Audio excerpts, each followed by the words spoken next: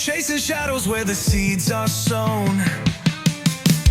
Fingers tapping on a Ouija board. Broken silence like a shattered chord.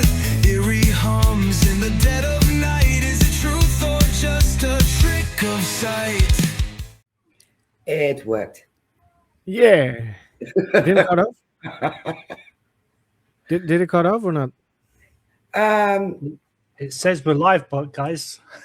Yeah, it is live. It cut off at the same part as always. Good So old 45 technology. seconds. Well, I'll what put the it back in hell? again. I'll Yeah. put it back in again. So, everyone, welcome to another episode. Of Things Paranormal Talks. Yeah. It's almost like we rehearsed it. We didn't. No. Tonight we have someone as a guest. He is a TikTok creator, podcaster as well. And there was something with S.I.P.A. I forgot. I'm sorry. We have Lee Hatfield. Hi, Mary. Hi, Shane. Thanks for having me. And the S.I.P.A part is the team that I'm with. Scientific That Investigation of wasn't. Paranormal Activity. You have to explain Yes, it again, probably. I Yeah, can see what kind of podcast this is going to be tonight. like always, not too strict. We laugh a lot and have Yes, we fun do. and some interesting things, of course. But we try to be as cozy as possible. Oh, yes. Well, those beers, Shane, that you said were going to arrive haven't arrived yet, so I'm very disappointed. Ah, damn it. See, I forgot something. And I was drinking water. Being healthy. hey, I've got a good cup of tea here. So Oh, that's also good. All Very right. healthy. Well, again, Lee, thank you so much for joining us.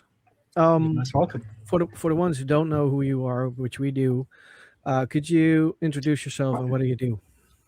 Sure. So my name's Lee Hatfield. I'm the co-lead for S.I.P.A Canada, even though I don't sound Canadian because I'm originally from the UK. And S.I.P.A is Scientific Investigation of Paranormal Activity. We're based in the National Capital Region of Canada, so that's Ottawa. The team itself has been together for just over 2 years. 3 experienced guys got together, decided to join forces, and then my podcast, S.I.P.A Paranormal Chronicles, has been going for about 15 months now. And you guys are on it a few weeks ago. Yeah. True.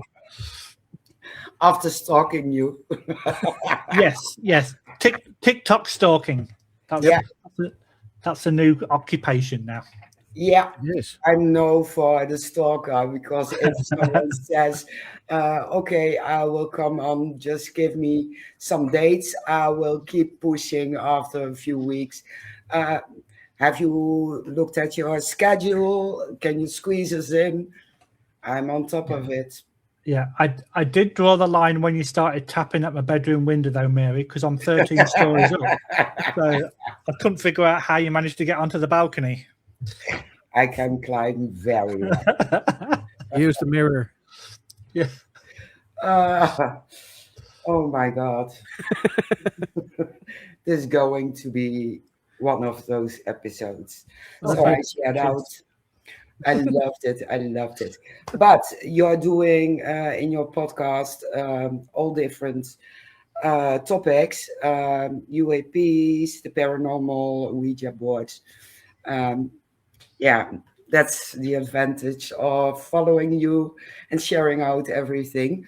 But what do you do yourself in the paranormal? And what was your first experience? So we are a team of 8, S.I.P.A Canada, but we initially had a team of 3. Like I said a few minutes ago, the 3 of us are in different teams, weren't happy the way that respective team was going. We met up. We actually met up on a Valentine's Day or Valentine's evening ghost walk, my wife bought one ticket to send me. Yeah, work that one out. She bought one ticket to send me on a Valentine's Day or night haunted walk. And I met up with the two guys that were also there without their respective wives. So it's like, hang on a minute, I can see a theme here. We kind of hit that spark straight away. Decided that we wanted to work together. Met up in a pub 2 weeks later, and then S.I.P.A was created, and we've kind of gone from strength to strength from there. My first real experience, because when you're a kid, if you see something, you just think it's natural. You don't think about a paranormal thing unless you literally get apparitions or something coming into your bedroom. But my first real experience, when I was a paramedic in the UK, it was a Saturday night. I was working with a new guy because my regular partner was off sick. So this new guy came in, and as you normally do when you're working with a new guy, you just talk about football, or you talk about your hobbies, that kind of thing. And we got called to a cardiac arrest. And I was the senior paramedic, so we turned up on scene. We start working on this guy, and he's doing CPR, and I'm getting other stuff ready. And then I gave him a break to do some CPR, and he literally said to me, "You can stop doing CPR." And I went, "What are you talking about?" He went, "Oh, the spirit of the patient is stood behind you, and he says he's not coming back, so you can stop doing CPR. It's his time." And I'm kind of like, I've kind of got my professional head on, and I've kind of got the WTF moment. It's like, what the? And I then said to him, "Well, with all due respect, please tell the patient that I've got a job to do and I have to carry on." So we carried on, and we, if you don't get any response after 20 minutes, you can say, "Okay, unfortunately, this person's passed." So we did the paperwork, got back in the vehicle. It's like, dude, you can't say that in the middle of a cardiac arrest. And I went, "So what's this?" He goes, "Oh yeah, I didn't tell you that bit back at the station, but I'm a medium and I can see spirits." It's like, F word, bleep, bleep, bleep. And it's like, yeah. So that was kind of my first real interaction. I didn't see the spirit, but he did. And then I'd always kind of had a bit of a skeptical mind about the paranormal. We used to have a TV show in the UK that I used to watch, and you could tell that it wasn't as legitimate as what it should have been. Like, the lights would go out and something would make a noise, and you go, it's one of the film crew, come on. So I was skeptical for the longest time, but after that one incident, I thought, well, okay, maybe there is something out there. So let's just start. And I did started researching and getting books, and then even then I didn't watch the shows. Not really until I came to Canada in 2013 did I start watching the shows. But I took a big interest. But back then there wasn't as many groups, there wasn't any podcasts. There was like one TV show. But now it's completely erupted, and there's almost groups at every corner. Thousands of podcasts on the subject. Quite a few TV shows, even TV shows that are dedicated to the paranormal. So in the last 20-25 years, the way that it's turned to be more positive and more open. So that's basically how my paranormal career started. Didn't it scare you that he told you that the patient was standing there like, I'm not coming back? Kind of, but you're so focused on doing the job because you kind of have to, matter of life and death, so to speak, that I kind of just like went, okay, whatever, in my mind. But then I had to carry on and do the job because nobody wants the husband, the father, whatever to die. So True. I had to kind of focus on what I was doing, and then it's like afterwards, it's like, you come here, you and I need to have a chat. Yeah, I only can imagine. Oh my God. It would scare me. Yeah, It would scare me. If I'd seen the spirit, that might have been a different Oh, matter. yeah. It'd have been no, I'm calling it now. You're dead. Off you go. But yeah, I did look over my shoulder and didn't see anything. But yeah, that was this is how tonight's going to be on this shift. Is it okay? That would have been a weird experience. Yeah, definitely. Yeah, it's a story that I do tell a lot. To be fair, I can understand why, because it's a good story. Yeah, I love it. Yeah, that's an experience I would like to have. Probably never going to happen, but still, that would be something I would like to have. Yeah. just go out and find someone dead and start doing CPR. See what happens. Oh yeah, you never know. You're like a morgue. So, That thing is not going to work in the morgue. yeah, it's like, Shane, what are you doing here? Get out. Well, I'm trying to do CPR, see spirit, but no, it's not working. yeah. I don't think they'd buy it somehow. No, I don't think so either. Can I film? Sure, sure. And then you'll see Shane being like escorted Locked away up. with handcuffs. Yeah. Yeah, Straight jacket. Yeah. It's not going to be handcuffs. It's going to be straight jacket. yeah, they think you're a lunatic. Give me a sec. Okay. Can you see if this jacket fits? Yeah, great, thanks. Yeah. Probably not. I'm too big. Oh, But you mentioned you moved to Canada. What was Yeah. the reason for moving to Canada? I married a Canadian. It's as simple as that. We'd been talking online for a couple of years, and the way that my shift pattern worked, every 8 weeks I'd got 18 days off. So for like 2 years solid, it was either she flew to England or I flew to Canada. And then we kind of made the decision that one of us was either going to move to the other's country. I took the plunge thinking that it would be easy to become a paramedic in Canada, and it wasn't. So, but I decided to stay, and I now work for the government, so can't Also complain. good. Yep. Oh, that's also good. As things have happened, everything's slotted into place, and I'm doing okay. Yeah, that was noticeable. yeah, Definitely. absolutely.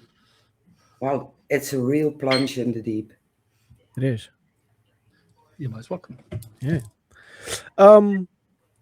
Your team, does they only do location wise, or do they also do residential investigations? Well, it's really weird over here because if you have something going on in your home, it's not very often that people will let you know about it. We've actually been to just one residential, and then that turned out to be not as given. So this girl was saying that she'd got spirits in a house all over the place. And she sent us a video of her dog barking at the cupboard. She sent us a picture of a dead bird in the garage.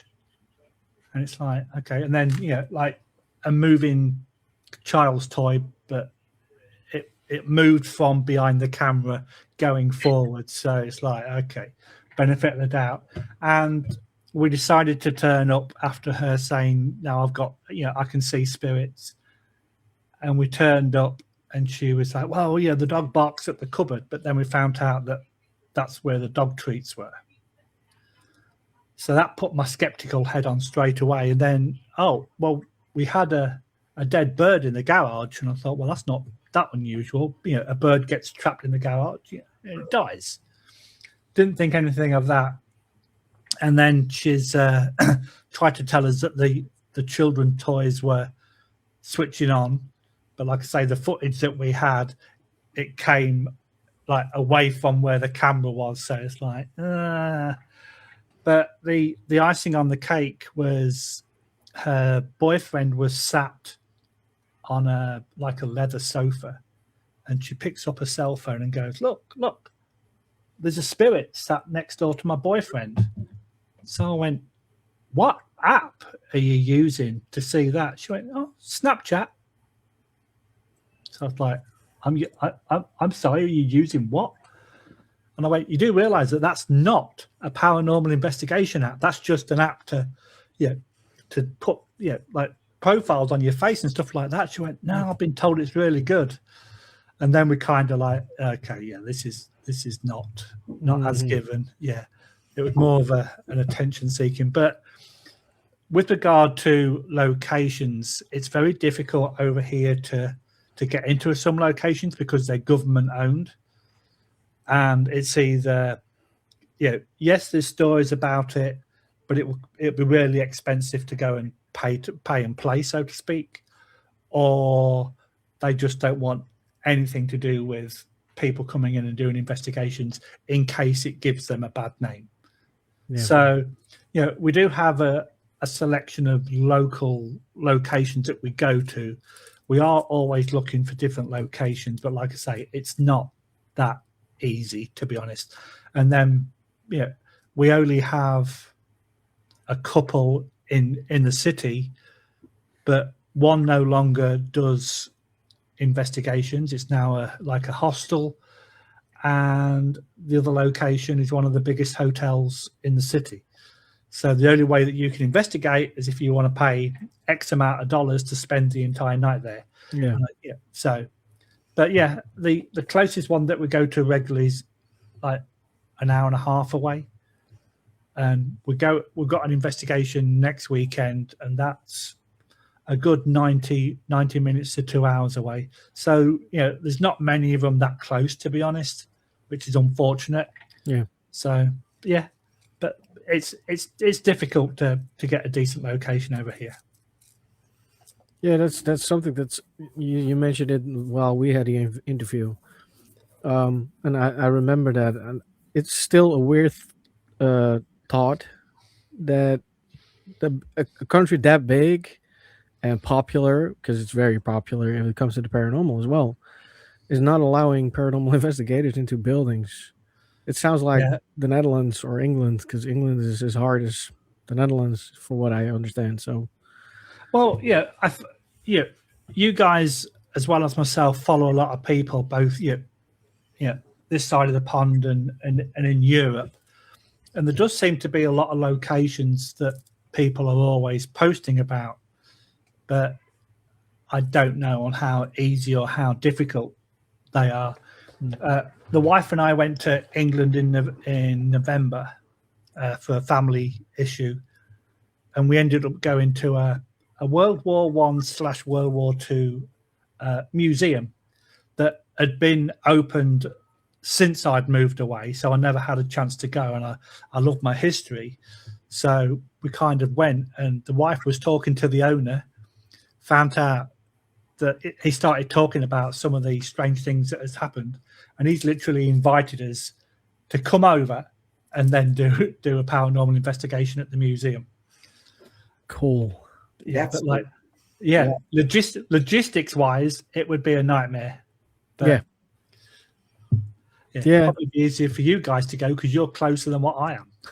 Yeah, but still, logistically, for sure, it sucks. Yeah, because you have to get some suitcase. Yeah, you guys can drive. I can't. Yeah, that is true. In that case, logistically, it's possible. Yeah, but still, we have to explain what we have in the suitcase. Well, I can show them. Yeah. And we've had we've done one investigation in the US, and stopping at the border, it's like, okay, where are you going? We're going to this location. How long are you going for? We're going for 3 days. Why are you going? We're going to see if it's haunted. It's like, I'm sorry, what? Yeah, we're going to see if this place is haunted. And it's like, have a good day. Get out of here. Get out of here. We had it in Norwich. Yep. Yeah, Yes, because Mary had to explain what we were going to do. yeah, my suitcase was so heavy. And she said, "Are you here on a holiday?" I said, "No, we are going for paranormal investigations over here." And she said, "What?" I said, "We are going to look for ghosts. And I have equipment in my suitcase. Okay, have fun." Yeah, yeah. It's like I don't want to speak to these nutters. Let's go. And it's Yeah. like Just move. we went. Yeah, the wife and I went to a paranormal convention a year last November, and it was in New Jersey. I'm not sure why you wait. Oh, I thought you were waving at me then, Shane. I thought no, we've already introduced. And we went to this paranormal convention in New Jersey, and going through, it's like, what are you doing? I'm going to a paranormal convention. What? What's one of them? So it's like, yeah, it's all about ghost hunting and Ouija boards. And we went, go. And then coming back, the girl on the border says, "Have you got anything to declare?"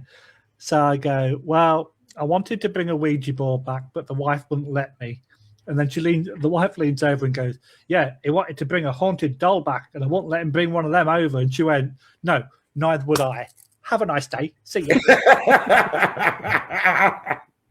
I need to remember that. We are going to Edinburgh, so Yeah. You never know what you're going to find. Oh, yeah, that's true. exactly. That's true. That's true. Yeah. You ain't bringing a haunted doll on plane. I'm not bringing a haunted doll on the plane, but who knows? An attachment. The wife's got a couple of porcelain dolls. I think I might stick them on eBay and go "not haunted" and see what happens. Probably get bought. Yeah, Definitely. yeah. Easy. I think so. Yeah, for sure. Yeah, Easy.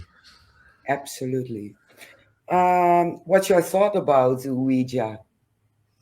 I don't know what it is. We do have one as part of the team, but I never ever get involved with it. I don't. Yeah, I watched The Exorcist and those kind of movies when I was a kid, so I don't know if it's that at the back of my mind. But anytime anybody's said, "Oh, do you want to get involved with a Ouija board?" It's like, "Nope, thanks. Nope, off you go." But like, yeah. But I'm also, a different generation than what some people are nowadays. Yeah. Where back in the day, it was, if you do that, it's a portal, you'll get an attachment and all that kind of stuff. But now I edge on the side of caution and go, I'm not playing with that. And my colleague knows, or my colleagues, I should say, they know that I'm never ever going to do it. So they've stopped asking me now. Sort of like, "Lee, can you film this while we do it?" Yeah, I'm good with that.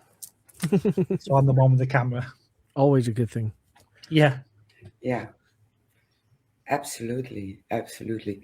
I saw you also talk about UFOs and UAPs. Did you have any experience with an UFO? No, and that's what's really disappointing me.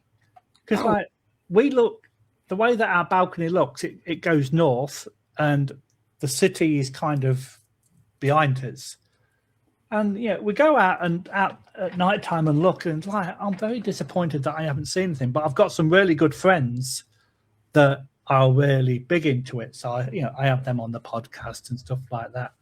But yeah, it's sort of like, I'm really disappointed that I haven't seen anything. But I'm also ex-military as well, so getting your logical head on, if you see lights coming towards you, the chances are you're just going to go, "That's probably an aircraft." And you know what an aircraft looks like. You've got red one side, green the other side, and white in the middle. And if someone says, "Oh, there's some coloured lights there," and then they disappear, well, I'm just going to go, "Well, that's okay. The aircraft just banked and moved away, so you can't see it anymore." Yeah. So I'm very logical with regard to that. But I've spoken to people that have actually, they say they've been abducted. I cannot say that they're lying or it didn't happen, because it didn't happen to me. Yeah, exactly. I can only listen to their story and then ask questions accordingly. Yeah. But I've had two guys, and it's sort of like, well, yeah, this happened. But the description that they provide, it's not just I'm going to think up a story and tell people. They go into absolute minute detail, and you go, well, something had to have happened, but what is it? And yeah, and that's the key thing. And it's the same with cryptids. Yeah, we live in a city now, but when I was in the UK, I lived in the country. Yeah, and if you hear things that you cannot see, a logical mind will go, it's an animal. And you don't kind of go down there, oh my God, is it Bigfoot? Is it a Sasquatch? That kind of thing. So, yeah, I haven't had one of those experiences either. Yeah, I've got the paranormal experiences, but unfortunately, no to UFOs and no to cryptids. But hopefully that will change soon. You never know. Yeah. You never know. What's the most crazy thing that ever happened during a paranormal investigation? Well, there's two that spring to mind, actually. The time that we went to New York, we went to a lovely hotel called what is it? I can't remember off the top of my head. The Brer Lock Hotel.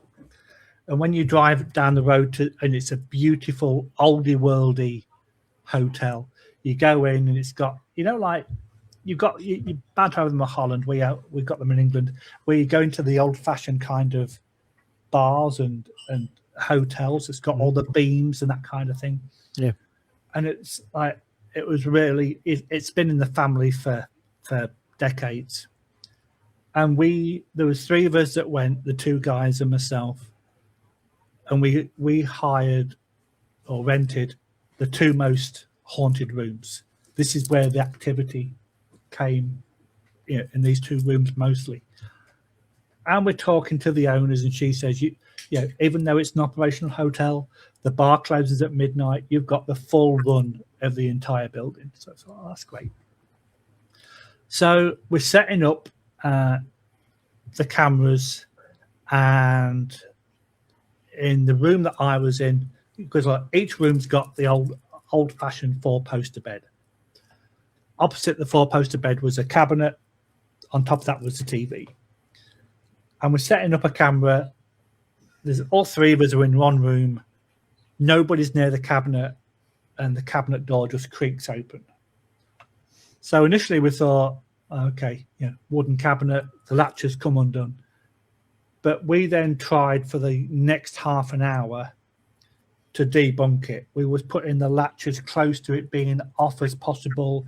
We were banging on the floor. We were banging the sides of and no matter what we did, we could not get it to dislodge and to open. So it's like, that's a little bit weird. Mm. And then the first night when we were down in the bar, we saw shadows and we heard things in a part of the hotel that's not being used. They've got two kitchens, and this one kitchen is only used for special functions. Nobody been down there, and there were strange noises that were like someone was moving around, but it was like a galley kitchen, and you could hear things that were happening. One of my colleagues said that he saw a shadow move, but when you go and investigate, there's nothing there and nothing's making a noise. And then we were doing some like kind of experiments just to kind of test things and put to see if we get any responses. And what we have, and it's a really cool. So if you got a spirit box and you can do an Estes method, you put the blindfold on and you get your head, and then words, you hear words and you shout the words out. What we have as well is like a virtual reality goggles, and you can buy an app that you can put onto a cell phone that's not connected to internet or anything. You attach, you're doing the kind of similar Estes, and rather than coming out of words, it comes up with pictures in virtual. And that was quite cool. And one of our guys was doing that. And because we wanted to concentrate on one room, and this is going to sound really weird, Me and the other guy were in the bathroom because that's where we had the monitor, the TV monitor. And while he was doing his experiment, we saw this. I'm not a fan of orbs because most orbs can be explained, but we had this spiraling orb, really big one, come down past the camera. So there's air conditioning in the building, so no windows are open. So we didn't see any bugs, and we didn't see any bugs inside for the entire weekend. It was too big for it to be a particle of dust. We thought it might be like a flake of paint come off the ceiling, but if there was, there'd have been evidence on the floor. We couldn't find any evidence. So we absolutely had no idea what that was. And then the final thing that made it really interesting, on the second night that we were there, we had just finished investigating about 2 a.m. We'd put all the stuff away. I climbed into the 4-poster bed, quite a big one, and I'm in there by myself. And I'd literally been in bed 2 minutes. No word of a lie. Like how every evening you get into bed and you get yourself comfortable and you decide on the position that you're going to try to get to sleep. That's the stage I was at. And with it being an oldie worldy 4-poster, rather than having a duvet, they had the old-fashioned blankets. And I moved my leg to one side and I felt the blankets kind of settle because I'd created a gap. And then no more than maybe 15 to 20 seconds later, a really heavy sensation of somebody sitting on the bed. And it wasn't the blanket settling, because that's kind of a soft sensation, but this was a heavy sensation of somebody sitting on the bed. I opened my eyes thinking that one of the guys had come in from the other room, and then I saw this apparition go past the bed. And as soon as I thought, shit, that's an apparition, went to grab my phone, and of course it was then gone. So an absolutely really positive location. We'd love to go back. It's tad expensive with the exchange rate and all that kind of stuff. That was a really fascinating experience. And then recently, well, I'll say recently, just before Christmas, we're in a kind of like what do you call them? These old-fashioned buildings that are now museums. Stately home, that's the word I was looking for. And the ground floor had been renovated to how it looked in the 1800s. The second or the first floor, but over here they go 1, 2 rather than ground and first. It was still a little bit derelict. They hadn't raised enough money to repair that yet, and it had got some quite sheer roofs where the skylight was. You'd got the ceiling had cut out, so you could literally step back to where the window was. And I'm stood back with my camera. I've got a colleague about 6 foot away. We're doing all the normal questions. Is there anybody there? And all that kind of stuff. My left hand was hanging out of my pant pocket by my thumb, and it was at an angle. And I felt like something wrapped its hand or something around my fingers that was outside of my pocket. Being rational, I thought, okay, it was a cobweb. But then I quickly realized, hang on a minute, if my arm's sticking out and I'm in this alcove, my shoulder or my arm is going to take out a cobweb. And there was nothing low enough for it to be a cobweb lower down. So what was it? And we actually got cameras all over the place. And the guy that was monitoring the base station, he went, I saw you looking, but what I said, it felt like something helped. And it just felt like, like how a little kid will grab your hands. But they won't grab your full hand, they'll grab a few fingers. That's exactly what it felt like. Can I explain it? Nope. But that's cool. That's awesome. So they're probably the two main ones that like intrigue me, and I've got no rational explanation for both of them. That's very cool. Yeah. Did you get any EVPs where you can hear children talking or Not child at those voice? locations. We did get a couple of like noises that we couldn't explain, but at both locations, funnily enough, EVPs were very quiet. It was more of a physical thing that was happening. Yeah, there was later on at the one that we went to before Christmas. One of the other guys, he felt like he got touched on the back of the head, like a hand was placed on the back of his head. So I think that was more of a physical location. Yeah, and so was the New York one. But yeah, we didn't really have any positive, good EVPs at then locations. But the first time we went out to a location as the three of us, we went to a jail in a place called Cornwall, which is about an hour and 15, hour and a half away.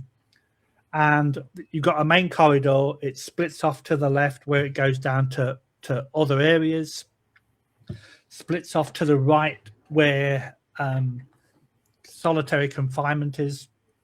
And then if you carry straight down and turn left, there's an area called the Hell's Angel wing, where obviously it was segmented at the time for Hell's Angels.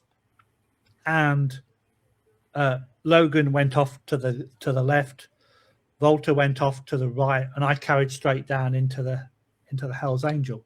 And I've got my camera, I've got my body cam, and that kind of stuff. And Shane decided to leave us. No, he has to stretch. Oh, there he is. There he is. legs. Oh, okay. You were picking your nose, Shane, weren't you? Yeah. And Sorry. yeah. And I'm asking, if there's anybody there, please make a sign, make a sound. And if you could, I would very much appreciate that. And as soon as I finished saying appreciate that, I kind of heard a on the recording. Didn't hear it in real time, but this was in review afterwards. Wow. Yeah. And I thought that was a double breath. And I played it again. Sure enough, the double breath was there. Played it again, and it was still there. So I sent it to the two guys and went, I've just picked up this. And they went, well, it was your breathing. It's like, dude, I've been a paramedic for 13 years. I know how people breathe. And it's not me breathing like that. And the other two were like 30, 40 feet away minimum. So it couldn't have been them. And I was the only person in that proximity. I sent it to a friend of mine who literally broke the EVP down into voice waves. And he went, this is me coughing, as in him. And there was a voice wave. This is your voice wave. And this was the double breath. And all three of them were completely different. Yeah. And then we went back there about 3 months later, and the two guys were with me in the same room. One of them was sat against the back of the room, and the room's probably 20, 30 foot deep. It's got like 5 or 6 cells on the left-hand side. He was sat right at the very back. Volta was sat halfway between us, and I was walking around because I don't like to sit. I like to move around. Probably that's my fight or flight kind of thing. So I'm going to keep on my feet just in case. And I go, I've got my camera, I've got my body cam on, and I've got an audio in my hand.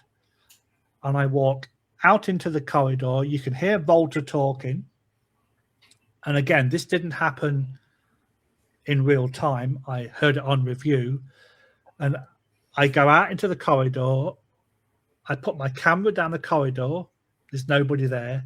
And as I turn around to come back in again, on all 3 devices, because I checked, as soon as I heard it on one, I checked the other 2. I got like a, wah! And it's like, that's weird. Again, played it back, and it was there. I checked on, because I was doing the body cam first, and I heard it on the body cam.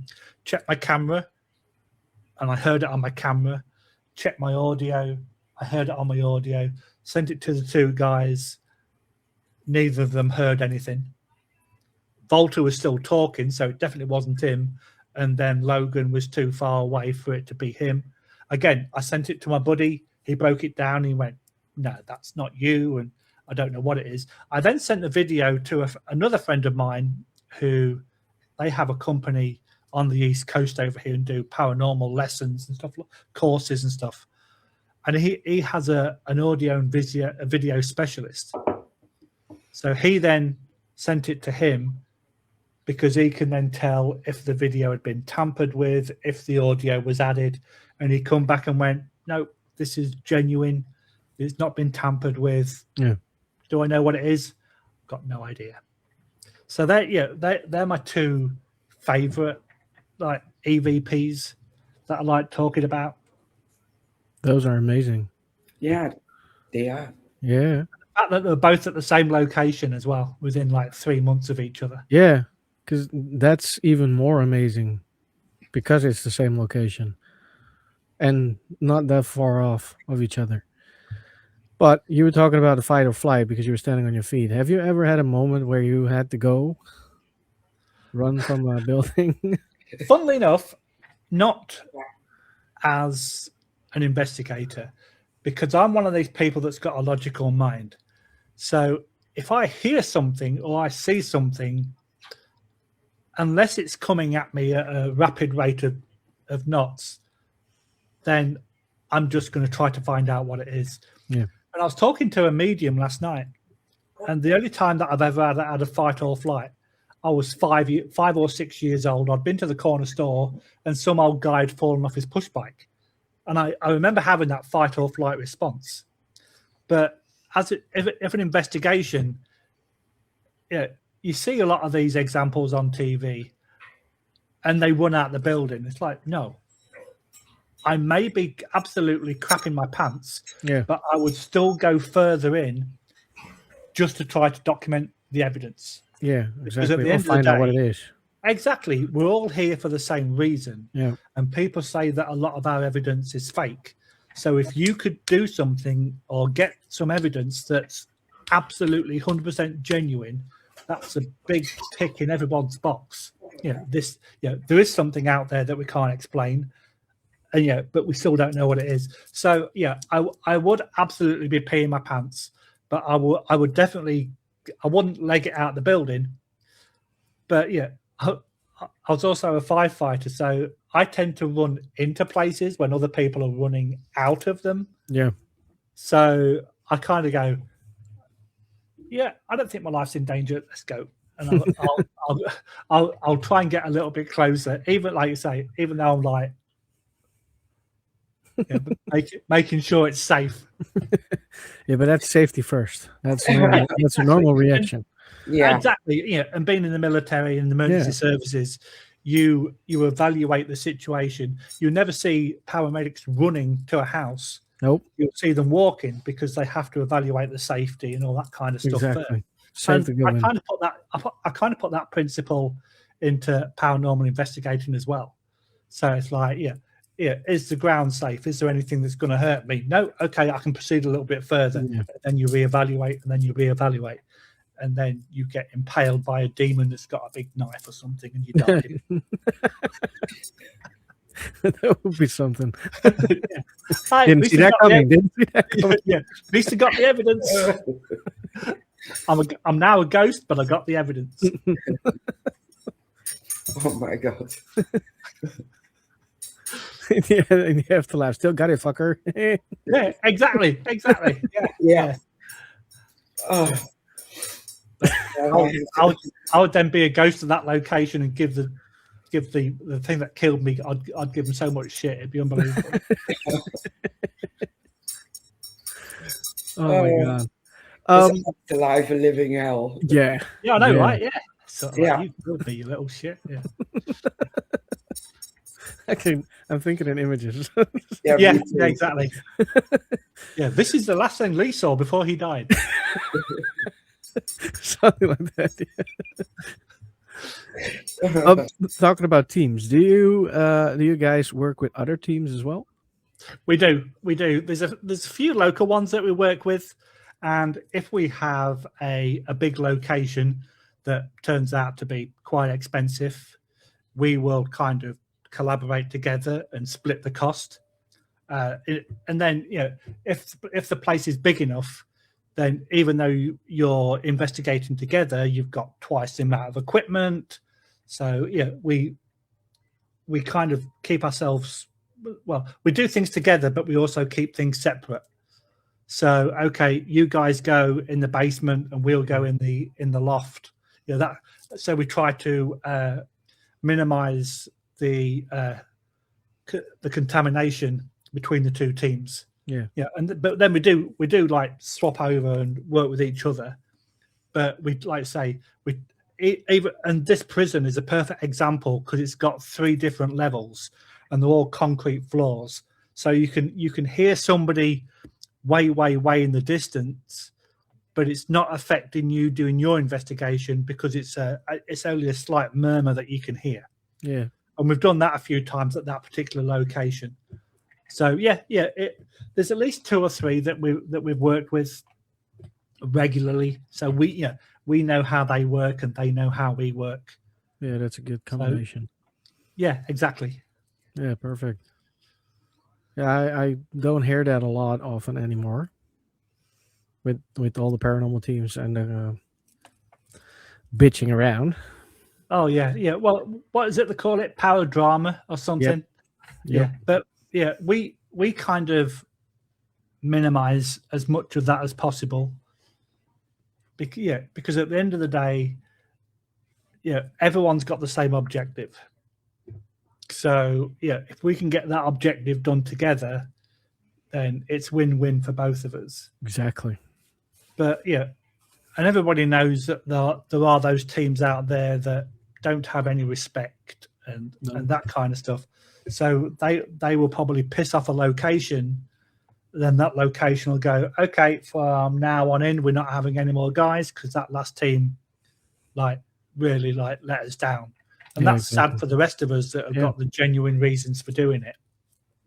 Yep. That happens so many times. Yeah, it does. And it's so sad. Because like you said, we all have the same purpose in the end.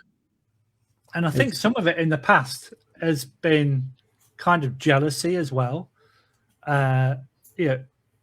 If they have a spot of locations that they use and they let you go to one and you get like classic experience and you get some really good evidence, they could then be jealous because they go there regularly and they didn't get anything, but you guys did. Yeah, exactly. So we're not playing with those guys anymore because they got more evidence than what we did. Yeah, and they will drag you to the mud. Yeah, exactly. By calling it faked and that kind of stuff. Yeah, and everybody's seen it happen. It's just like life's too short. Let's we're all playing in the same sandpit. Let's just crack on and do it. Yeah, exactly. And we're not ghost adventures. We're not paratainment. We are really interested in finding out what the paranormal is. That's it. Definitely. Afterlife. Yeah. And we don't get possessed by demons every week either. That's doesn't happen. No, it does not. Noreen says, I think the drama comes from the ones that are more entertainment based rather than true investigators. Yeah, I agree with you, Noreen. 100% Noreen. Yeah. Definitely. Totally agree with that. Yeah. Couldn't agree more. Absolutely. If you follow them on certain places, for me, it's kind of real life soap. Sometimes I read it, but I don't react and stay up with it. But I have certain people that I absolutely trust. Like I've got a couple of medium friends that I trust 100%. I've got one guy that I've interviewed a few times, and we've actually created a good friendship. And he's actually, like I say, a really renowned exorcist, and some of the stories that he comes out with, sort of like, I have no reason to believe that this doesn't happen. And he was telling me one story about a girlfriend at the time put on this pendant that she found at I can't remember what the location was, but it was a weird location. And as soon as she put it on, she flipped back into the crab position and then started to walk up the wall backwards. And when you're coming out with stuff like that, you go, okay, a lot of people are going to say that didn't happen. but the way that he describes it, you know damn well that he was there when it happened. Yeah, exactly. And he's not the kind of guy that's going to bullshit you just for, for said reasons. Yeah. So it's like, yeah, and I kind of trust him really well as well. But yeah, then you get somebody sort of like, oh yeah, I can feel a demon. It's sort of like, yeah, you probably got wind or something. just Stop eating those beans. Yeah, exactly. Yeah, yeah, Stop watching Zach Bagans. yeah. So, That as well. Yep. yeah, because everyone is duplicating him and having demons on every location. And the same thing with 3 scratches, the mocking of the Holy Trinity. Well, if there's someone who's trying to get your arm, it are those 3 fingers who touch you. So yes, you get 3 scratches. Are they demons? No. Yeah, and I've got a really cool theory about that. I'm not quite sure if we mentioned it when you guys came onto my podcast, but if you've passed and you become a spirit, and then you go to a location where you know somebody, the first thing you're going to do is to call out that person's name. So, Shane, can you hear me? Shane's got all his equipment, looking around, can't hear you. He's still in the land of the living, but this individual's passed. The next normal human thing to do is to shout. So if you shout, that's where you might get an EVP, for example. If Shane still doesn't hear you, the next natural thing is for you to reach out and to tap him on the shoulder or tap him on the arm to try to get his attention. And my idea, my theory, is that could be the transference of energy from spirits, if of course they exist, that's causing the scratches. So just because somebody gets scratches, it doesn't necessarily mean it's of a negative nature. It could just be a way that a spirit is trying to communicate by reaching out and touching somebody. Yeah, I could agree with that. Yeah, me too. Sorry, I was busy kicking people out. Oh. I'm still here, Shane. Didn't work. No, I'm not kicking you out. Ever. Thanks. That's too much fun, so that's not going to happen. No. I thought it had something to do with Twitch. Yeah. Yeah, again, Twitch. It's always on Twitch. Twitch are assholes. Exactly. It's all AI and all your fans and stalkers, Shane. That's what it is, mate. Yeah, probably. Yeah, well, all my fans are AI nowadays. That's what it is. Go away. Well, let's talk about your podcast. Okay. How did you end up starting the podcast? Well, when I do things in life in general, I'm a little bit of a perfectionist. I like to make sure that things are done correctly the first time. And went onto a podcast. I shan't mention which one it was. I don't think it was even a podcast. I think it just might have been a live feed. And it sucked so much. It's kind of like we're all talking in what we thought was the green room. And then the guy that's running it goes, oh, by the way, we're all live now. And it's like, it was so mismanaged. And I thought to myself, I would love to talk to people about this subject, but I want to do it properly. So back in 2024, just after Halloween, I started putting this plan together, and I was looking at how to start a podcast. What equipment you need, and all the planning and all that kind of stuff. So I spoke to the team at the time, And I said, right, I want to do a podcast. And they literally went, all yours, off you go. So I thought, okay, yeah, I'm good at talking. As people say, I talk a lot. I don't know where they get that from, and I just thought, okay, so I need a name. So I put it into our group chat, and then we created what is now S.I.P.A Paranormal Chronicles. And then I decided, well, I don't want to have me just talking to a camera by myself.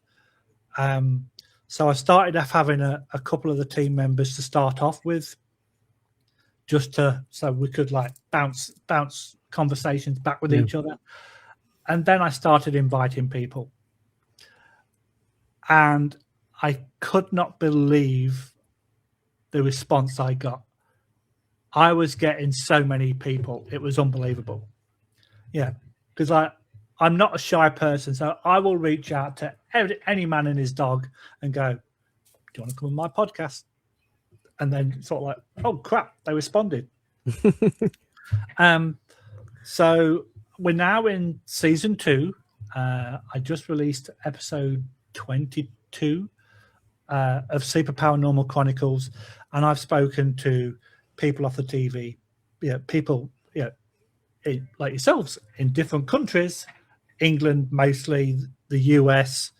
I've spoken to somebody from, where was she? She was in Austria, I think, talking about the Dyatlov Pass.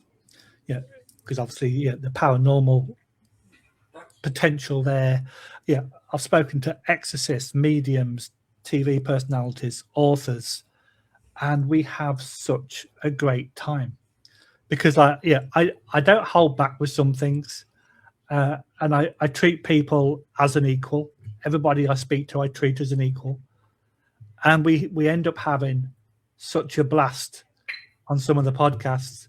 Yeah, a lot of these people are now my friends on Facebook. Yeah, and this includes people off the TV that are now my friends on Facebook. But I have so much fun doing it, and no two stories are ever the same. You can talk to 3 paranormal investigators, but they've all got different stories. You can talk to 3 mediums, and they've all got different stories. And like I said earlier, I'm not in a position to say that you're a liar because something happened to you and didn't happen to me. So I ask as many questions as possible about their experiences, not to try to catch them out, but to try to learn. And I've learned so much in the last 16 months or so. Number one, about being a podcaster, because 2.5 years ago, 3 years ago, I don't think I'd ever listened to a podcast in my entire life. But now I do it on a weekly basis. Yeah. And like I say, I speak to great people like yourselves, and you learn so much from everybody, and you grow after each episode.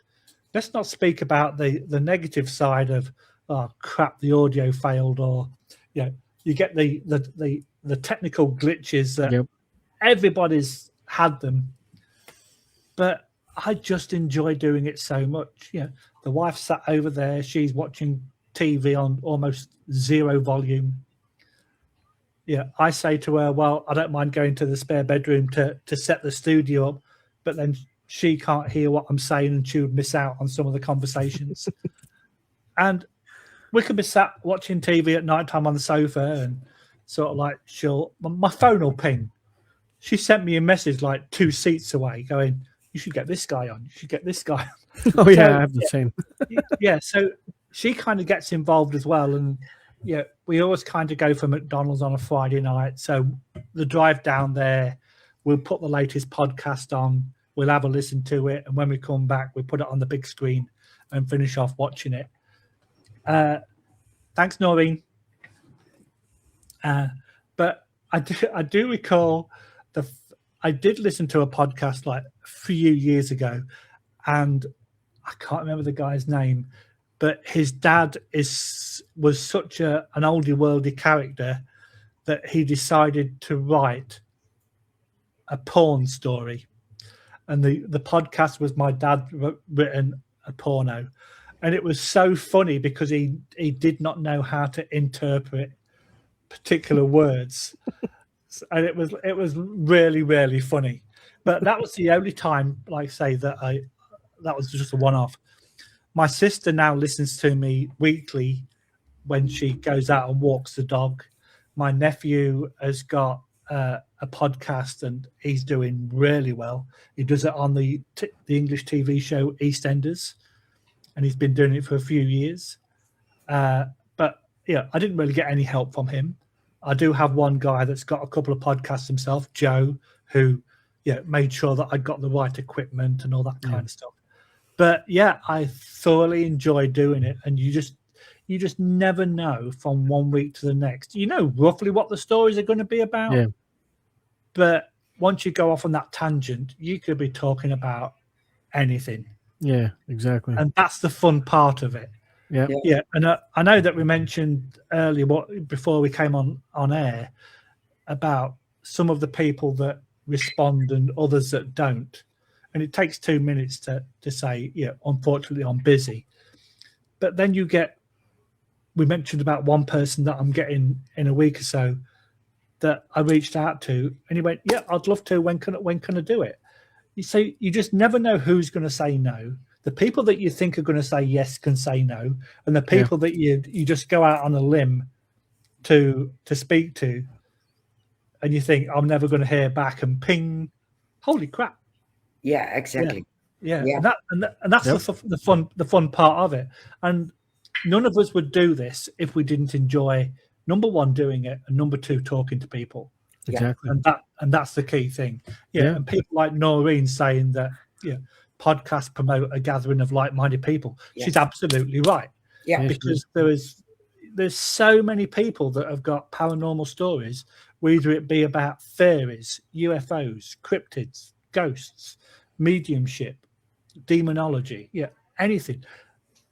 If you're into that kind of thing, it's always a fascinating story to listen to. And you don't have to sit down and watch a video. You could, like with these apps nowadays, you can be out walking the dog. You could be in the garden. You could even be in the bath. Or not the shower because it would get wet. But you get what I'm saying. You could be anywhere. You could be on a plane listening to them. Yeah. And that's the great thing about doing podcasts. Yeah, not only that, like you said, it's you never know what the story is going to be about. Yeah. And none of the stories are the same, unless it's two colleagues of each other who had the same experience. Yeah. But other than that, it's always a different story. Yeah. And I was talking to a guy. He's coming back in a few weeks, actually. I'll tell you. You'll know why he's coming back in a few weeks when I tell you the story. He was a UFO investigator. And he was talking about one particular incident, and he went, yeah, that's about the time that I got abducted. And then just carried on. And I went, whoa, you can't just come out with that and not tell me.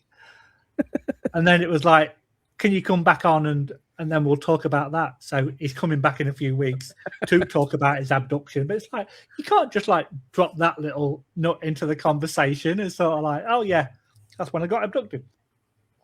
Yeah, like I say, so you never know literally what's going to come out of somebody's mouth. Yeah. You just don't. And like the amount of times that I've been sat here doing this, somebody says something and I just go, what? You can't believe what I was talking to one girl about fairies, and he was writing an article on fairies for a magazine. She wasn't comfortable with the end result. She went to whatever meeting she went to, and there were some mediums, and when she came out, she felt something slap into her back, and then she vomited soil. And she would have never have told people about it if there weren't two witnesses. And she reckons that was the fairy realm telling her to change the end of that particular article. So she did change it and nothing else happened. But it's like, when you're just talking a normal story and I came out of the hall and this happened, you just go, what? And it just completely like throws you. You just go, yeah.